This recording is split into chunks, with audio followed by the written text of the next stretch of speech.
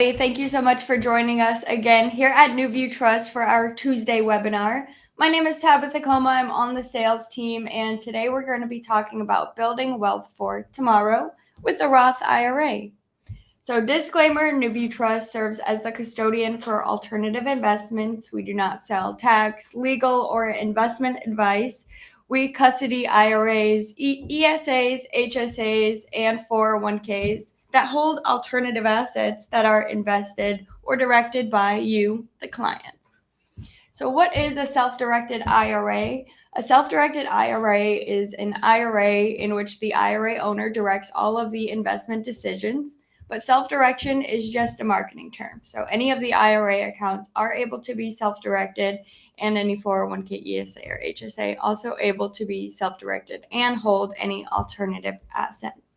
So, what are the benefits of self-direction? The benefits of self-direction is truly being able to diversify your portfolio to different investments, maybe be invested in traditional stocks, bonds, and mutual funds, but then being invested in things like real estate, cryptocurrency, Bitcoin, or saving taxes on the investments that you're already making. If you're already investing personally, why not save taxes on these investments? Because you probably know this market, and then you're able to invest in what you know best. So that way you're able to do your own due diligence. You know what return that you're expected to get, and you can limit or mitigate some of the risks on your investments and have for more tax savings.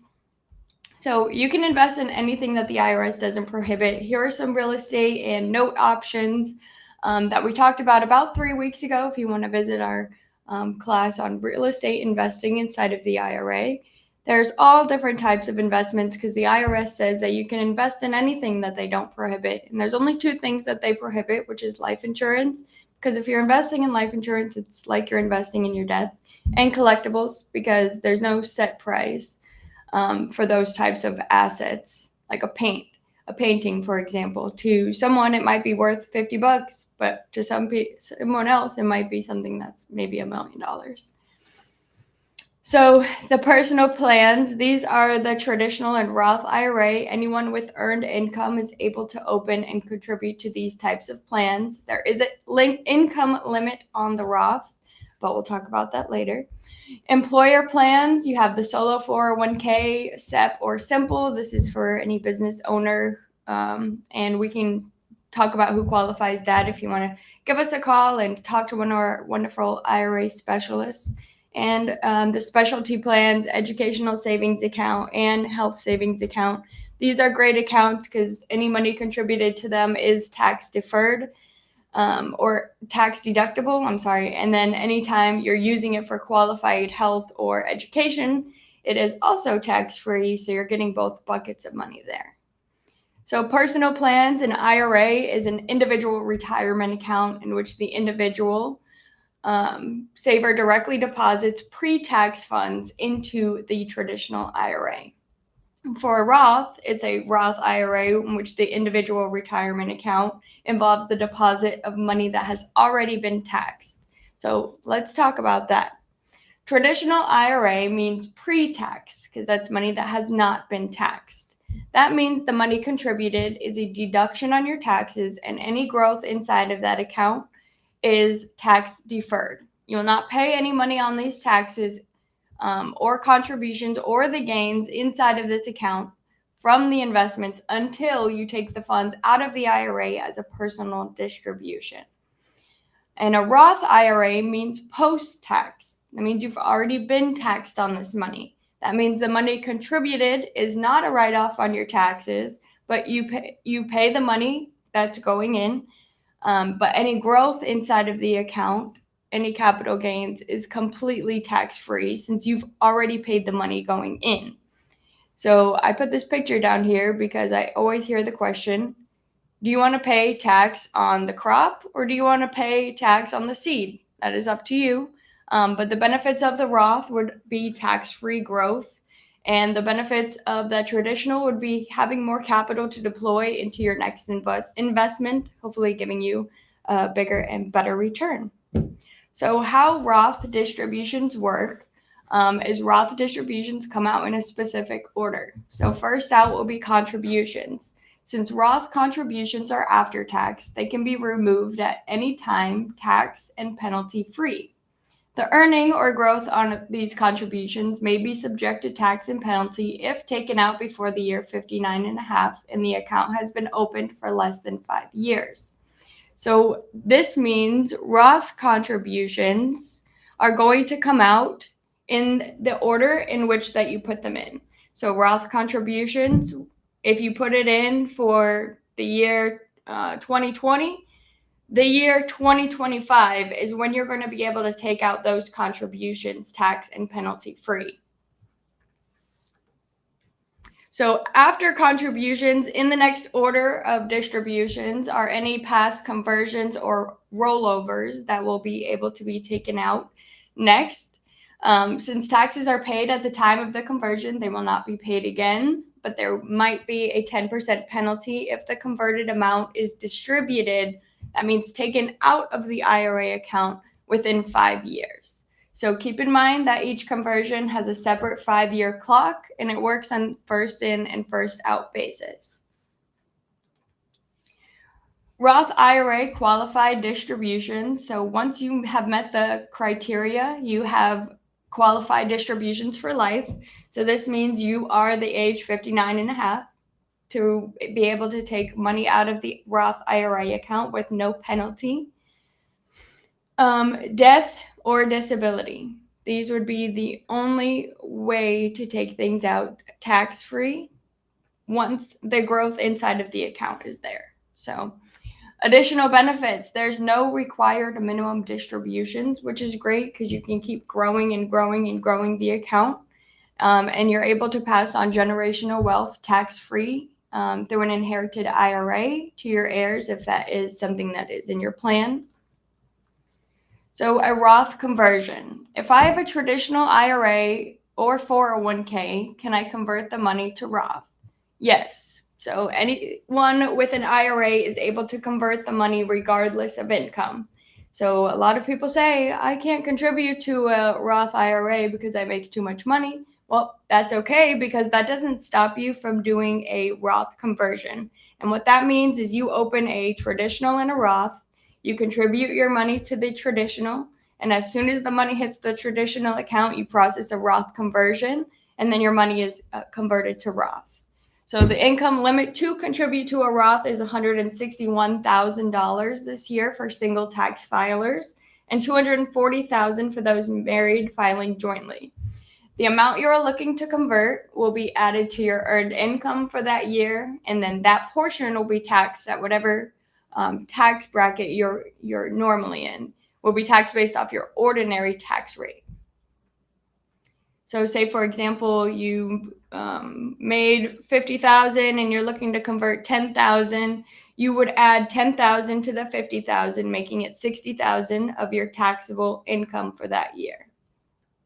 The backdoor Roth IRA, this is for those individuals that make too much money to contribute to a Roth IRA. They could, like I mentioned, set up a traditional IRA, a Roth IRA, contribute the money to the traditional IRA. As soon as the money hits the account, process a Roth conversion, and then the money is there ready for you in Roth to be able to be invested and grow.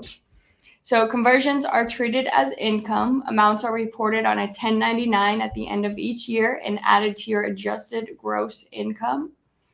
This could move you to a higher tax bracket, so you always want to speak to your financial advisor or CPA or whoever does your taxes so that way they can confirm with you how much you can convert without being moved to a higher tax bracket.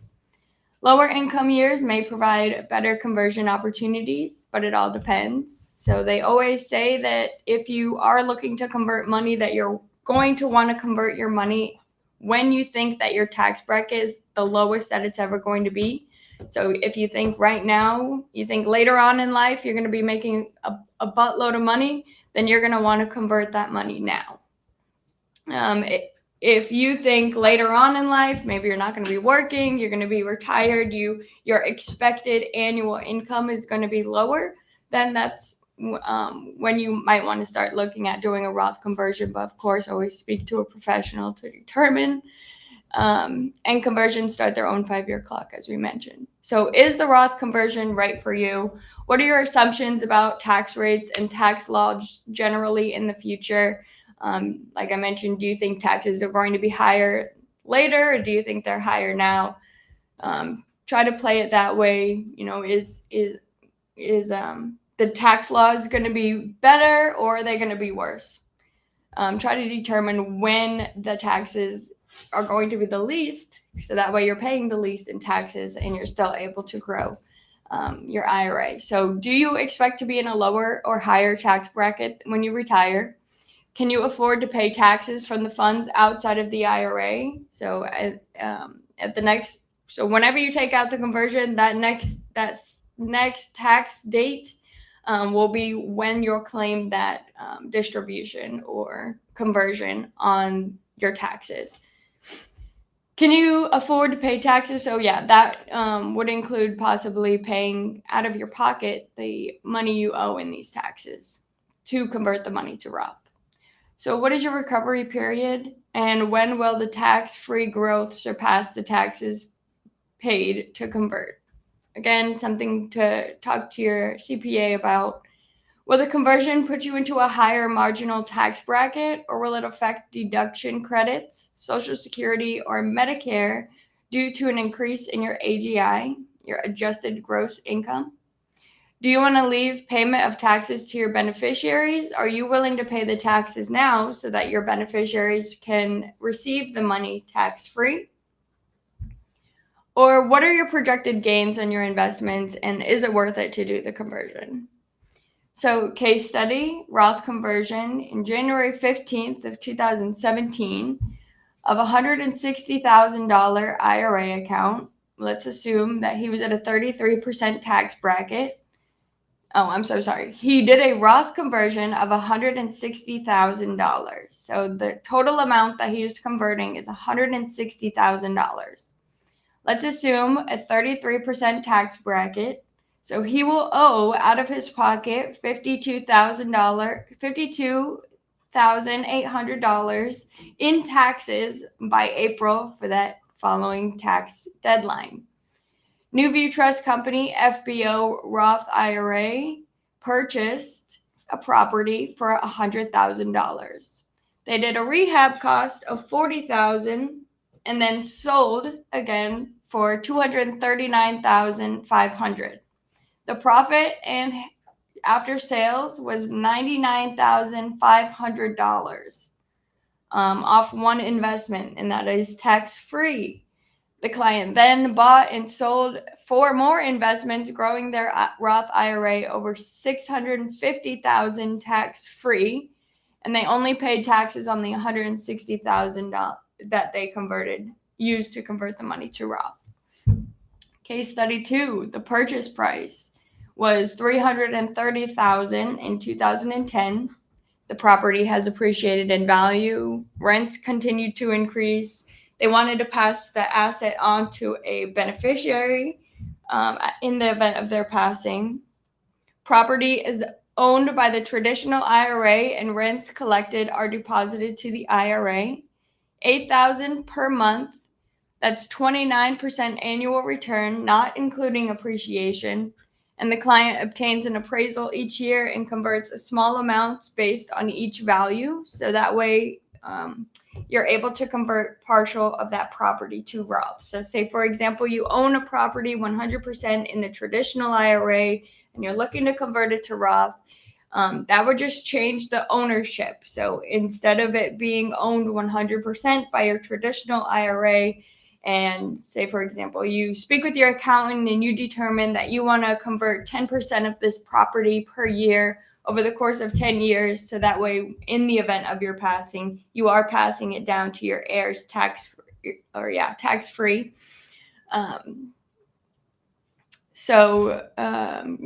would add that 10% to your earned income, pay any taxes on that. On the title of the deed, it would read 90% ownership of your traditional IRA, 10% ownership of your Roth IRA, and it would keep going each year. So on the 5th year, it would read 50% ownership of each, and then all the way down to year 10. And on that 10th year is when the property will be fully converted to Roth. So thank you so much for this class. This is a brief overview about the Roth IRA, the benefits to it, and the investments inside of it, and how that tax-free growth works in the Roth, because I know we hear it all the time. So here's what to do next. If you want to talk about it with me or anyone else on my team, if you qualify, if the investment you're looking to do qualify, we're really on standby, ready to talk to you and have an appointment to discuss your goals. Scan the QR code and talk to one of us, have an appointment, and we'll be happy to help you out. Join us this October for AltCon, October 17th and 18th. We have David Green as our keynote speaker. We are going to be inviting all current clients, prospective clients, and really trying to bridge the gap between all the referral partners that we have and all of the clients that we service, getting them all under one roof and empowering them to make their next investment decision. If this sounds something like you're interested in, we'd love to see you there. Please scan the QR code to register. And then if you have any questions, please feel free to follow up with us on any of our social medias. We love seeing your messages and on there. So give us a call and follow us on any of the social media. Amy, is there any questions for today? Yeah, we had a couple come in. The first one is, can I contribute to a Roth IRA if I participate in an employer-sponsored retirement plan? Yeah, so if you have a employer-sponsored retirement plan, can you participate in contributing to a Roth is the question. Yes, you're able to, but you still have that max contribution limit of the 401k that you would have to subtract the total that you're contributing to. So, for example, for the 401k, it's $22,500. If you were going to contribute and max out the Roth at $7,000, you would just have to subtract the $7,000 that you contribute. Perfect. The next one is, are there any exceptions or special circumstances where I can withdraw from my Roth IRA penalty-free before retirement age? Sorry, say the question again. Are there any exceptions or special circumstances where I can withdraw from my Roth IRA penalty-free before retirement age? Yes, that would be disability or death.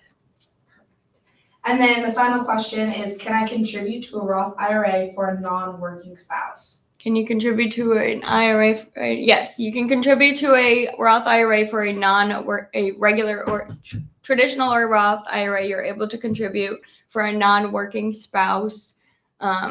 Still, those contribution limits, whoever owns the account, the money belongs to them. It doesn't matter if it's a spouse. So say, for example, I don't work and my husband sets me up an account. The account is in my name and he's making contributions for me. Legally, it's my account and it's my money.